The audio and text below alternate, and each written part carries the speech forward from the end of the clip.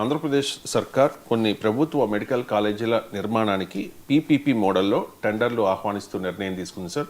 GO number 519 కూడా issue చేసింది. So ఈ నిర్ణయాన్ని వైఎస్ఆర్ కాంగ్రెస్ పార్టీ అబ్జెక్ట్ చేస్తోంది. నిన్న చలో మెడికల్ కాలేజ్ కార్యక్రమం చేపట్టింది. చాలా మెడికల్ కాలేజీల దగ్గర వైఎస్ఆర్ కాంగ్రెస్ పార్టీ నాయకులు కార్యకర్తలు నిరసన వ్యక్తం చేశారు, ధర్నాలు కూడా చేశారు.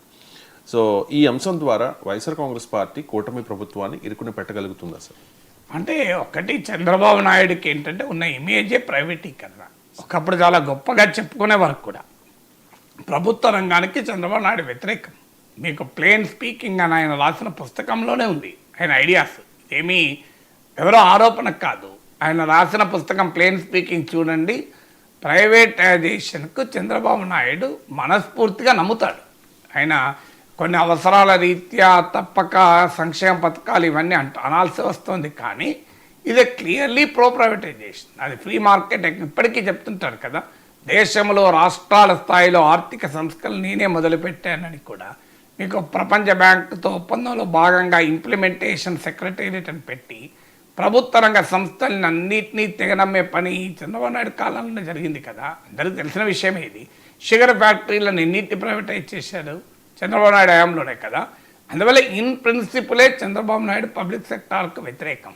కొన్ని రాజకీయ కారణాల రీత్యా విశాఖ స్టీల్ ప్లాంట్ వీటిపైన మాట్లాడచ్చు.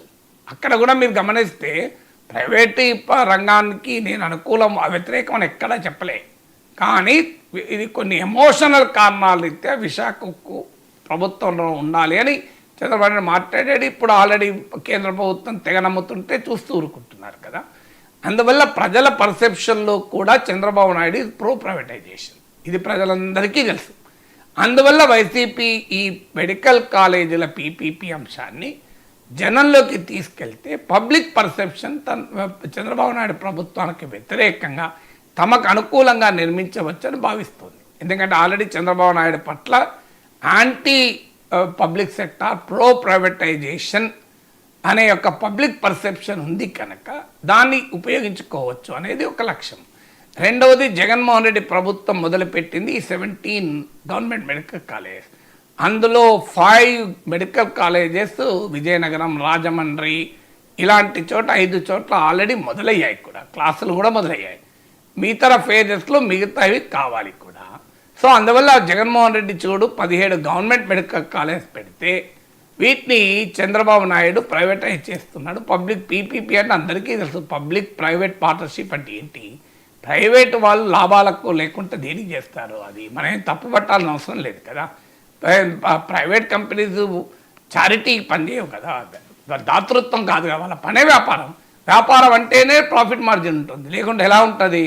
సో అందువల్ల నువ్వు ఎన్ని చెప్పినా కహానీలు పబ్లిక్ ప్రైవేట్ పార్ట్నర్షిప్ అంటే private appropriation of public resources. ప్రపంచంలో భారతదేశంలో ఎక్కడైనా మీరు చూడండి, పబ్లిక్ ప్రైవేట్ పార్ట్నర్షిప్ అంటే ప్రభుత్వ వనరులను ఉపయోగించి ప్రైవేట్ వాడు లాభాలు పొందడమే దాని మీనింగ్ ఎక్కడైనా.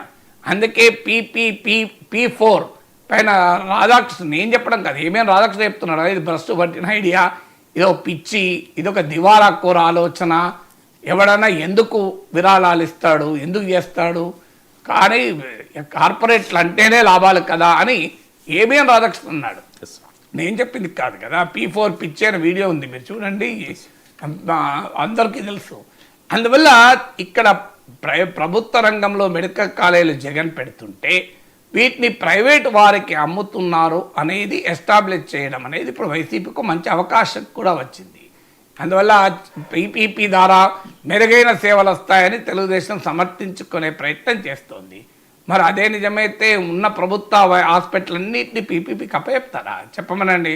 స్కూళ్ళు కూడా పీపీపీకి అప్పచెప్తారా? గవర్నమెంట్ స్కూల్ అన్నింటినీ మీ చంద్రబాబు నాయుడు థియరీ ప్రకారం పీపీపీలో ప్రజలకు మెరుగైన సేవలు అందుతాయి అంటున్నారు. సో రాష్ట్ర సచివాలయాన్ని కూడా పీపీపీకి అప్పచెప్పండి, మెరుగైన సేవలు అందుతాయి. సబ్ రిజిస్ట్రార్ కార్యాలయాల్ని, ఎంఆర్ఓ కార్యాలయాల్ని, గవర్నమెంట్ స్కూళ్ళను, గవర్నమెంట్ హాస్పిటల్ అన్నింటి పీపీపీకి చెప్పండి. మరి మీరు రేపు లొకేషన్ ప్రకటన చేయమనండి, ఆంధ్రప్రదేశ్లో ఉన్న గవర్నమెంట్ స్కూల్ అన్నింటినీ మేము పీపీపీ మోడ్లోకి తీసుకొస్తాం, దానివల్ల ప్రజలకు మేలు జరుగుతుందని చెప్పమనండి. If you are really believe in it. ఇప్పుడు ఒకదాన్ని నమ్మితే మెడికల్ కాలేజీలోమో ప్రభుత్వ రంగంలో కాక పీపీపీలో ఉంటే మెరుగైన సేవలు వస్తాయి చెప్తున్నారు. మరి స్కూళ్ళు కూడా పీపీపీలో ఉంటే మెరుగైన సేవలు వస్తాయి నమ్ముతారా? చేయమనండి, ప్రజల్లో ఎలాంటి రియాక్షన్ వస్తాయో చూస్తాం. సో అందువల్ల if you believe in a theory, believe it completely. నిజంగా చెప్పాలంటే ప్రభుత్వం చెప్పచ్చు, మేము డబ్బులు కేటాయించలేము, మా సూపర్ 6కే బోలెడు ఖర్చు అవుతుంది, అందువల్ల మేము దీన్ని పీపీపీకి ఇస్తున్నామని హానెస్ట్గా చెప్పాలి. చెప్తే ప్రజలు నిర్ణయించుకుంటారు. కానీ హానెస్ట్గా చెప్పడం ఇష్టం లేదు. అసలు విషయం ఏంటంటే ఒక మెడికల్ కాలేజ్ పెట్టాలంటే సుమారు 500 కోట్లు ఖర్చు అవుతుందని అంచనా. కానీ ప్రభుత్వ రంగంలో ఉంటే లాభం ఏంటంటే ప్రతి మెడికల్ కాలేజీకు ఒక అటాచ్డ్ హాస్పిటల్ వస్తుంది. ఇతర కాలేజీలకు మెడికల్ కాలేజీలకు తేడా ఉంది.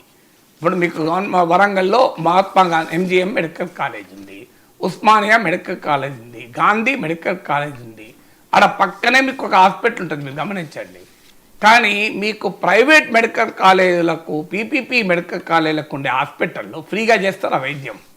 చంద్రబాబు నాయుడు చెప్పేది ఏంటంటే 70% ఆయుష్మాన్ భారత్, ఆరోగ్యశ్రీ, అది ఎక్కడైనా ఉంటుంది, కొత్తగా ఉంటుంది. కానీ ప్రభుత్వ రంగంలో మెడికల్ కాలేజ్ ఉంటే దాని అటాచ్డ్ హాస్పిటల్ ఫ్రీగా సేవలు అందుతాయి. అది మౌలికమైన తేడా. పీపీపీలో ఉంటే ఫ్రీగా సేవలు అందవు, అది క్లియర్. సో అందువల్ల అయితే దానికి ఖర్చు కావాలంటే 8,500 కోట్ల దాకా ఖర్చు అవుతుంది. జగన్మోహన్ రెడ్డి ప్రభుత్వం, నేను సత్యకుమార్ స్టేట్మెంట్ చూసి చెప్తున్నాను, హెల్త్ మినిస్టర్ 8,500 crores కావాలి. జగన్మోహన్ రెడ్డి ప్రభుత్వం 1,600 కోట్లే ఖర్చు పెట్టింది. 5 మెడికల్ కాలేజీలు కూడా అరకొర సదుపాయాలతోనే ప్రారంభించింది. 5 మెడికల్ కాలేజీలకు 2,500 కోట్లు అవసరం ఉంటే 600 కోట్లే ఖర్చు పెట్టింది. అందువల్ల జగన్మోహన్ రెడ్డి కూడా ప్రభుత్వ రంగంలో మెడికల్ కాలేజీలను పూర్తి చేయలేదు అని అంటున్నాను. నిజమే, అది నేనేమి కాదని కూడా అంటలేను. ఎందుకంటే సత్యకుమార్ ఇది హెల్త్ మినిస్టర్, ఆయన దగ్గరే డేటా కరెక్ట్ ఉంటుంది. కానీ పాయింట్ ఏంటంటే జగన్మోహన్ రెడ్డి మొదలు పెట్టాడు, అట్లీస్ట్ మీరు పూర్తి చేసి ఆ పేరు సంపాదించుకోండి. సో జగన్మోహన్ రెడ్డి మొదలు పెట్టాడు, దాన్ని పూర్తి చేయలేదు అని మీరు అంటున్నారు. మీరేం చేస్తున్నారు? అది ఉన్నది తీసేసుకుంటున్నారు కదా. సో ఉన్నది తీసేస్తున్నారు. ఆయన పూర్తి చేయలేదు, కరెక్టే. సో ఒక అతను మీకు పెట్రోల్ పోయకుండా స్కూటర్ ఇచ్చాడు, ఇంకో అతను ఏం చేయాలి? వీలైతే పెట్రోల్ పోయాలి, అంతే కదా. స్కూటరే లాక్కున్నాడట, అది ఎట్లా కరెక్ట్ అవుతుంది? ఏం చేస్తావు? ఆయన స్కూటర్ ఇచ్చాడు, పెట్రోల్ పోసిందా, అందుకనే నేను స్కూటర్ లాక్కున్నా అంటే ఎట్లా కరెక్ట్ అవుతుంది? సో ఆ పెద్ద మనిషి స్కూటర్ ఇచ్చాడు, పెట్రోల్ పోయలేదు, నువ్వే పెట్రోల్ పోసుకో అని చెప్పిండు. కనీసం ఇప్పుడు కొత్త ఆయన వచ్చి పెట్రోల్ పోయగలిగితే పోయాలి. ఇంకో అయ్యా ఆయన స్కూటర్ ఇచ్చాడు, నేను పెట్రోల్ పోస్తాను, నీ స్కూటర్ నడుపుకొని వెళ్ళిపోవాలి. కానీ పెట్రోల్ ఆయన ఇవ్వలేదు కనుక నేను స్కూటరే తీసేసుకుంటా అంటే ఎట్లా కరెక్ట్ అవుతుంది? జగన్మోహన్ రెడ్డి పూర్తి చేయలేదు.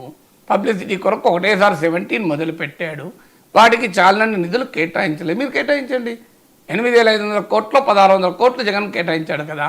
మీరు 7,000 కోట్లు మీరే కేటాయించి ప్రజలకు చెప్పండి, జగన్మోహన్ రెడ్డి కాదయ్యా ఇది మేం చేస్తున్నాం చూడండి, ఆయన 1,600 కోట్లు ఇచ్చి చేతులు దుక్కుంటే మేము 7,000 కోట్లు ఇచ్చి దీన్ని డెవలప్ చేస్తామని చెప్పండి, మీకే కదా పేరు దక్కేది. కానీ మీరు ఉన్న 1,600 కోట్లు కూడా ప్రైవేట్ పరం చేస్తా అంటే ఎట్లా? అది కూడా మళ్ళీ ఎవరికి ఇస్తారు? అక్కడ మళ్ళీ బినామీలకు ఇస్తారా, అస్మదీలకు ఇస్తారా అనే చర్చ మొదలైంది కదా. సో అందువల్ల పీపీపీ ఈ వైద్య కళాశాలల అంశం పైన కూటమి ప్రభుత్వం సమర్థించుకోవడానికి చాలా కష్టంగా ఉంది. జగన్మోహన్ రెడ్డి తిట్టడం సులభం, ఎందుకంటే ఆయన 1,600 కోట్లే ఇచ్చాడు, ఆయన అరకొర సదుపాయాలతో పెట్టాడు, ఆయన సిబ్బందిని నియమించలేదు, ఏ సదుపాయాలు లేకుండా కోర్సులు స్టార్ట్ చేశాడు, నాణ్యమైన వైద్య విద్య లేకుండా చేశాడు. ఇవన్నీ నిజమే కావచ్చు, కానీ మీరు దాన్ని ఏం చేస్తున్నారనే క్వశ్చన్ వస్తాయి కదా. ఇంకో విచిత్రం చెప్తాను. జగన్మోహన్ రెడ్డి ప్రభుత్వం గవర్నమెంట్లో మెడికల్ కాలేజ్ పెట్టి ఏం చేసిందంటే కొన్ని సీట్లు మేనేజ్మెంట్ కోటా ఇచ్చింది, దానికి భారీగా ఫీజు పెట్టింది. ఎందుకంటే ప్రభుత్వమే టోటల్గా ఖర్చు పెట్టలేదు కనుక మేనేజ్మెంట్ కోటాలో వచ్చిన డబ్బులను దాని ఆధారంగా ఫ్రీ సీట్స్ను ఫైనాన్స్ చేయొచ్చని.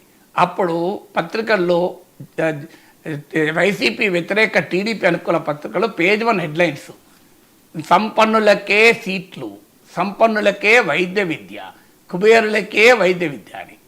ఇప్పుడు అవే పత్రికలు మళ్ళీ పీపీపీ చాలా గొప్పదని రాస్తాను. విచిత్రం ఏంటంటే అప్పుడు కొన్ని సీట్లనే ప్రైవేట్ పరం చేస్తేనే తిట్టిన వాళ్ళు ఇప్పుడు మొత్తం కాలేజీలే ప్రైవేట్ పరం చేస్తే చాలా గొప్ప విధానం అంటున్నారు. ఇక ఆంధ్రప్రదేశ్లో ప్రజలకు నిజాలు ఎప్పుడు తెలవాలండి? నిజాలు ఎప్పుడు తెలవాలి? జగన్ ఏం చేసినా సాక్షిలో గొప్ప రాసుకుంటారు, చంద్రబాబు నాయుడు ఏం చేసినా ఈనాడు జ్యోతిలో గొప్ప రాస్తారు. ఎట్లా తెలవాలి? అప్పుడప్పుడు జ్యోతిలో కొంత ప్రశ్నలు వచ్చినా కూడా ఈ మీడియా అనేది ఇప్పుడు అప్పుడు కొన్ని సీట్లు ప్రైవేట్ వాళ్ళకి ఇస్తేనే అన్యాయం అయిపోయింది, వైద్య విద్యను డబ్బున్నోనికేనా పేదలకు ఉండద్దా వైద్య విద్య అని ప్రశ్నించిన పత్రికలు ఇలా మొత్తం వైద్య కళాశాలలనే మీకు ప్రైవేట్ వాళ్ళకి ఇస్తే అది చాలా గొప్ప పథకం, వినూతన పథకం, చంద్రబాబు నాయుడు ఆలోచన వేరు, ఆయన ఆయన మైండ్ సెటే వేరు అని కీర్తిస్తే ఎట్లా అండి? ప్రజలంతా అమాయకుల. అందువల్ల జగన్మోహన్ రెడ్డి వైద్య కళాశాల ప్రభుత్వంలో మొదలుపెట్టాడు, కానీ ఆ చిత్తశుద్ధి లోపించింది అన్నది సత్యకుమార్ వాదన. Yes, I totally agree with him. చిత్తశుద్ధితో 17 కాలేజీలు పూర్తి చేయలేదు, 1600 కోట్లే పెట్టాడు, 5 అయ్యాడు. మరి యూ డూ ద రిమైనింగ్ మొత్తాన్ని ఎత్తివేస్తే ఎట్లా? Thank you so much sir, చాలా అంశాలకు సంబంధించి చాలా డీటెయిల్డ్గా విశ్లేషణ అందించినందుకు.